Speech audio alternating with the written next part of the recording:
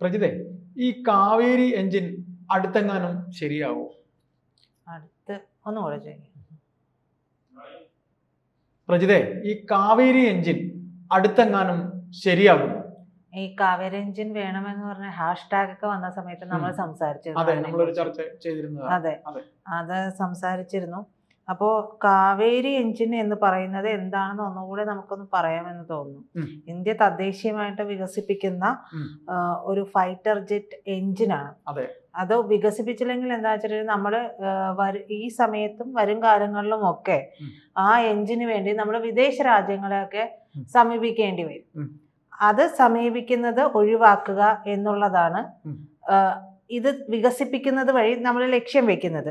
അപ്പോൾ DRDOയുടെ കീഴിൽ gas turbine research establishment ആണ് കാവേരി എഞ്ചിൻ വികസിപ്പിച്ചുകൊണ്ടിരിക്കുന്നത്. ഇത് ലൈറ്റ് കോമ്പാക്ട് എയർക്രാഫ്റ്റിലാണ് ഉപയോഗിച്ചുകൊണ്ടിരുന്നത്.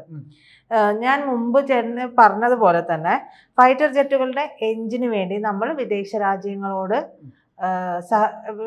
ആ എഞ്ചിൻ വേണമെന്ന് അവരോട് ആവശ്യപ്പെടുന്നത് ഒഴിവാക്കാൻ വേണ്ടി 1980കളിലാണ് ഈ എഞ്ചിൻ വികസിപ്പിക്കാനായിട്ട് പോകുന്നത്. അപ്പോൾ തേജസ് എന്ന് പറയുന്ന നമ്മുടെ തേജസ് MKI എന്ന് പറയുന്ന ഫൈറ്റർ ജെറ്റിന് വേണ്ടിയിട്ടായിരുന്നു അത് വികസിപ്പിച്ചുകൊണ്ടിരുന്നത്.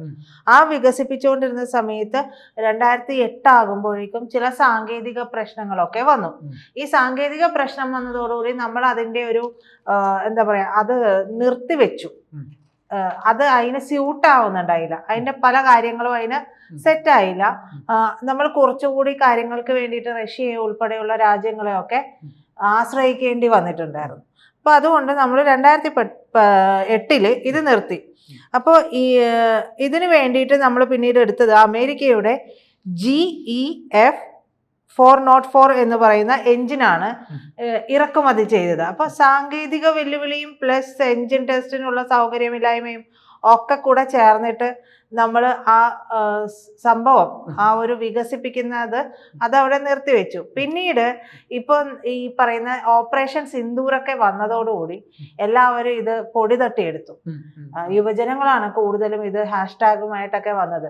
നമ്മുടെ സ്വന്തമായിട്ടുള്ള കാവേരി എഞ്ചിൻ അത് വികസിപ്പിക്കണം, അതിനെ കുറച്ച് അത് എത്രയും പെട്ടെന്ന് തന്നെ റെഡിയാക്കണം എന്നൊക്കെയുള്ള രീതിയിൽ. മാത്രമല്ല അതിനുവേണ്ടി ഫണ്ട് ആവശ്യമുണ്ടെങ്കിൽ നമുക്കത് ഈ പറയുന്ന പ്രധാനമന്ത്രിയുടെ വേണ്ടിയിട്ട് സംഭരിക്കാം എന്നുള്ള രീതി. ഈ യുദ്ധം കഴിഞ്ഞപ്പോ ചെറുപ്പക്കാർക്ക് നമ്മുടെ ആ ഒരു മെരിറ്റ് എന്താണെന്നുള്ളത് ഇന്ത്യ എന്ന് പറയുമ്പോ എന്താ പറയാ, നമ്മുടെ ഒരു ദേശീയത ആള് ഈ പറയുന്ന ചെറുപ്പക്കാർക്ക് ഉള്ളിൽ ഉണ്ടായി. അതെ, കഴിഞ്ഞു എന്നുള്ളതാണ്. അപ്പൊ ഒരു തണുപ്പനല്ല, ഒരു തണുപ്പം പ്രതികരണം അല്ല, എല്ലാവരും പ്രതീക്ഷിച്ചതിനപ്പുറമുള്ള ഒരു തിരിച്ചടി കൊടുക്കാൻ തന്നെ കഴിഞ്ഞു എന്നുള്ളതാണ്. അപ്പോൾ ഇത്തരത്തിൽ വന്ന സമയത്ത് ഈ #ഒക്കെ നടക്കുമ്പോൾ നമ്മുടെ പ്രതിരോധ മന്ത്രി പറഞ്ഞു അത് ആരും ഫണ്ടൊന്നും വേണ്ടി വരില്ല, അതിനുള്ള ഫണ്ടൊക്കെ നമ്മുടെ രാജ്യത്തിനുണ്ട്, അത് നമ്മൾ വികസിപ്പിക്കുന്നുണ്ട് എന്ന് പറഞ്ഞു. ആ വികസിപ്പിച്ചുകൊണ്ടിരിക്കുന്ന റഷ്യയിൽ ഒരു 70% ഒരു 70 മണിക്കൂർ നീണ്ടു നിൽക്കുന്ന പരീക്ഷണ ഘട്ടങ്ങളെല്ലാം തന്നെ അത് പൂർത്തീകരിച്ചു എന്ന് പറയുന്നു. അതെല്ലാം നമ്മുടെ ഇവിടെ തന്നെയാണ് എല്ലാം പൂർത്തീകരിച്ചത് എന്നുള്ള രീതിയിൽ വന്നു. അതുമായി ബന്ധപ്പെട്ട് കൂടുതൽ വിവരങ്ങൾ നമുക്ക് ലഭ്യമല്ല. 25 മണിക്കൂർ നേരത്തെ പരീക്ഷണമാണ് പിന്നീട് ഉണ്ടായത് എന്നുള്ളതാണ് പറയുന്നത്. അത് ആ സമയത്ത് ഈ 5th ജനറേഷൻ ലൈറ്റ് കോമ്പാറ്റ് എയർക്രാഫ്റ്റിൽ Mark 2 ഉപയോഗിക്കാൻ കഴിയുന്ന തരത്തിലുള്ളതാണ് വികസിപ്പിച്ചത് എന്നൊക്കെ പറഞ്ഞിരുന്നു. 120 kN അതിന്റെ കുതിപ്പ് ശേഷി. അതെല്ലാം വന്ന് കഴിഞ്ഞ് ഏറ്റവും അവസാനം ഇപ്പൊ പുറത്തു വരുന്ന വിവരം, ചേട്ടൻ ചോദിച്ചതുപോലെ തന്നെ ഇത് ഇപ്പൊ എങ്ങാനും നടപടിയാകോ എന്ന് ചോദിച്ചതുപോലെ നടപടിയാകും എന്നുള്ളതാണ്. അതെ, അപ്പോൾ നടപടിയാകും എന്നുള്ളത് തന്നെയാണ് നമുക്ക് മനസ്സിലാവുന്നത്. കാരണം ഇതിപ്പോ ഈ പറയുന്ന പോലെ Mark 2 എയർക്രാഫ്റ്റിലൊന്നുമല്ല, തേജസിൽ തന്നെ പറ്റുന്ന രീതിയിൽ അത് പരീക്ഷണത്തിന് ഒരുങ്ങുകയാണ്. തേജസിൽ ഈ എഞ്ചിൻ ഘടിപ്പിച്ചിട്ട് അതിന്റെ പരീക്ഷണം നടത്താൻ ഒരുങ്ങുന്നു എന്നുള്ള വിവരമാണ് ഏറ്റവും ഒടുവിൽ വരുന്നത്. അതെ, തേജസിൽ ഘടിപ്പിക്കാനാണ് അന്നും ഉണ്ടാക്കിയത്. അപ്പൊ സാങ്കേതിക പ്രശ്നം വന്നു. ആ സാങ്കേതിക പ്രശ്നങ്ങളെല്ലാം പരിഹരിച്ചുകൊണ്ട് നമ്മളൊരു 5th ജനറേഷൻ എയർക്രാഫ്റ്റിന് വേണ്ടി എന്നുള്ള രീതിയിലുള്ള പരീക്ഷണങ്ങളാണ് മുന്നോട്ട് പോയത്. അപ്പൊ Mark 2 എന്ന് പറയുന്ന നമ്മുടെ ഫൈറ്റർ ജെറ്റിലൊക്കെ ഘടിപ്പിക്കാൻ തക്ക രീതിയിലുള്ളതാണ് വരുന്നത് എന്നാണ് നമ്മൾ കേട്ടത്. എന്തായാലും തേജസിന് വേണ്ടി തന്നെ തേജസിൽ ഇത് വെച്ചത് കൊണ്ട് തന്നെ പരീക്ഷണാടിസ്ഥാനത്തിൽ പറക്കലൊക്കെ നടക്കും എന്നുള്ള വിവരങ്ങളാണ് പുറത്തു വരുന്നത്. അപ്പോൾ കോടികൾ ചെലവഴിച്ചിട്ടുള്ള എന്താ പറയാ പദ്ധതിയാണ് കാവേരി എഞ്ചിൻ. കോടികൾ ചെലവഴിക്കുന്നു എന്നതിനേക്കാളും കാലങ്ങളോളം നീണ്ട കാത്തിരിപ്പ് എന്ന് പറയുന്നത് പോലെയാണ്. അത്രത്തോളം കാലം അല്ലെ, 80s കഴിഞ്ഞ് ഇവിടെ എത്തുമ്പോ എത്രയോ അല്ലെ, എത്രയോ വർഷം കഴിഞ്ഞില്ലേ. അത്രയും നാളത്തെ ഇന്ത്യയുടെ ഒരു കാത്തിരിപ്പിനാണ് വിരാമമാകുന്നത്. അപ്പൊ ഇതുവരെയുള്ള പരീക്ഷണങ്ങളിൽ നിന്നൊക്കെ ലഭിച്ച വിവരങ്ങൾ അനുസരിച്ച് കാവേരി എഞ്ചിൻ ഘടിപ്പിച്ച തേജസ് വിമാനത്തിന്റെ പരീക്ഷണ പറക്കൽ ഉടൻ തന്നെ ഉണ്ടാകുമെന്നാണ് പറയുന്നത്. അപ്പോൾ ഇതിനുള്ള അനുമതി കാവേരി എഞ്ചിൻ വികസിപ്പിക്കുന്ന ഗ്യാസ് ടർബൈൻ റിസർച്ച് എസ്റ്റാബ്ലിഷ്മെന്റിന് ലഭിച്ചു കഴിഞ്ഞിട്ടുണ്ട് എന്നുള്ള റിപ്പോർട്ട് വരുന്നുണ്ട്. എന്തായാലും ഡ്രൈ കാവേരി എഞ്ചിനാണ് തേജസിൽ ഉപയോഗിക്കുന്നത്. ഇതിന്റെ ആഫ്റ്റർ ബർണർ ഇതിനായിട്ട് പരിഷ്കരിച്ചിരുന്നു എന്ന് പറയുന്നുണ്ട്. അപ്പോൾ ഈ തേജസ് എന്താ പറയാ കാവേരി തേജസ് ഐക്യത്തിലൂടെ സംഭവിക്കാൻ പോകുന്നത് 35-40 വർഷത്തോളം അല്ലെ, അത്രത്തോളം കാത്തിരിപ്പിന്റെ ഒരു ഐക്യം അവിടെ സംഭവിക്കാൻ പോവുകയാണ്. അപ്പൊ ഇതിൽ വിജയിച്ചിട്ടുണ്ടെങ്കിൽ ഇനി വരാൻ പോകുന്ന തേജസ് വിമാനങ്ങളെല്ലാം തന്നെ ഈ കാവേരി എഞ്ചിൻ ഉപയോഗിച്ചിട്ടായിരിക്കും പ്രവർത്തിക്കുക. നിലവില് നേരത്തെ നമ്മൾ പറഞ്ഞ അമേരിക്കൻ കമ്പനി ആയിട്ടുള്ള ജനറൽ ഇലക്ട്രിക്കിന്റെ F404 IN20 എന്ന എഞ്ചിനാണ് ഈ തേജസിന് വേണ്ടി ഇപ്പൊ നമ്മൾ ഉപയോഗിച്ചുകൊണ്ടിരിക്കുന്നത്. അപ്പൊ അതിന്റെ ലഭ്യതയിൽ ഉണ്ടാകുന്ന കാലതാമസം ഒക്കെയും നമ്മൾ ഇവിടെ തേജസ് ഉൽപ്പാദിപ്പിക്കുന്നതിനെ ബാധിച്ചുകൊണ്ടിരിക്കുന്നുണ്ട്. നിലവിൽ ഡ്രൈ കാവേരി എഞ്ചിന് പരമാവധി 50 kN ശക്തിയാണ് ഉൽപ്പാദിപ്പിക്കാൻ കഴിയുക. DRDO വികസിപ്പിച്ച ആഫ്റ്റർ ബർണർ വഴി കരുത്ത് 80 kN ആക്കി മാറ്റാനും സാധിക്കും.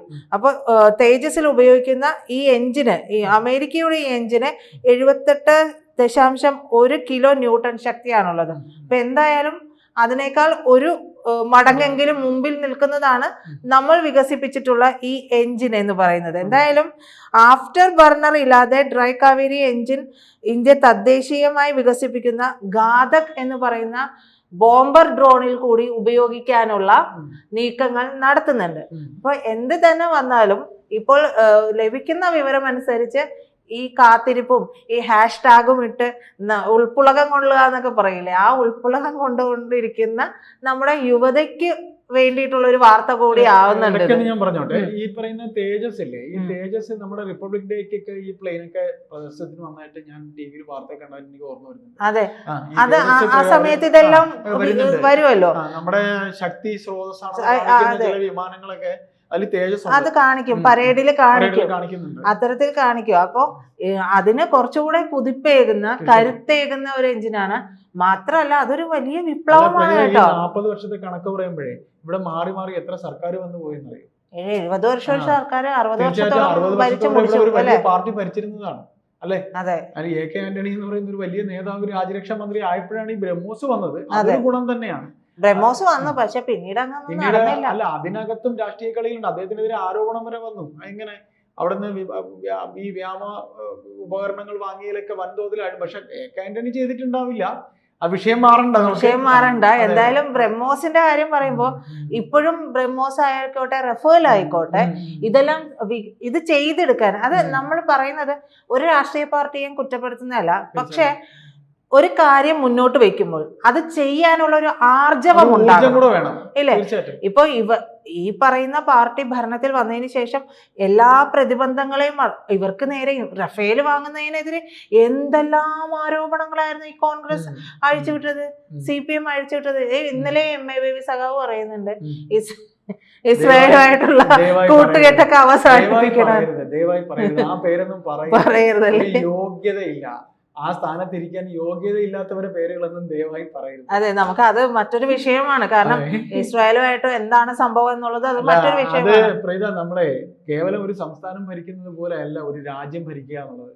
അതായത് ചുണ്ടിനും കപ്പിനും ഇടയിൽ എത്രയോ തവണ സീതാറാം യെച്ചൂരി ധനകാര്യമന്ത്രിയാകാനുള്ള ഓപ്ഷൻ വന്ന് നമ്മൾ ഇന്നലെ സംസാരിച്ച ഒരു വിഷയത്തിൽ ഉണ്ടായതാണ്.